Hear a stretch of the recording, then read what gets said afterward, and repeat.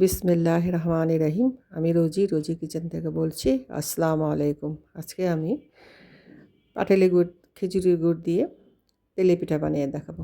তো প্রথমে আমি একটা পাত্রে 2 কাপ চালের গুঁড়া নেব আর হাফ কাপ ময়দা নিয়ে নেব।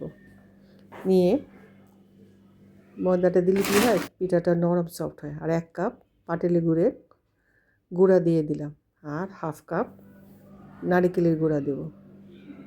দিয়ে তারপরে এটা ভালো করে মিশিয়ে আমি নর্মাল পানি দিয়ে গোলাটাকে গুলায় নেব। এই যে মিশিয়ে নিয়ে গোলাটাকে গুলিয়ে নেব।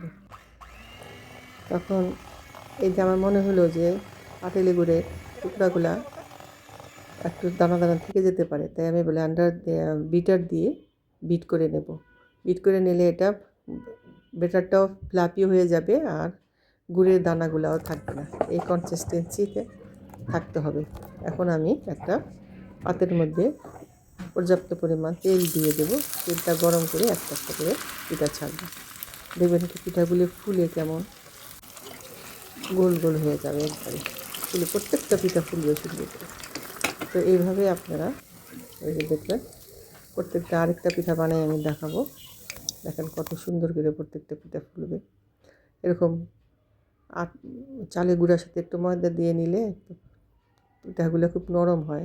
নারকেল দিলেও টেস্ট বাড়ে, কিন্তু অনেকে নারকেল খেতে পারে না, তারা স্কিপ করতে পারেন। তারপরে আমি সবগুলো ভেজে আপনাদেরকে পরিবেশন করে দেখাবো। আমার ভিডিওটা যদি আপনাদের ভালো লাগে প্লিজ লাইক, শেয়ার, কমেন্ট করে পাশে থাকবেন, আমাকে সাপোর্ট করবেন। ধন্যবাদ।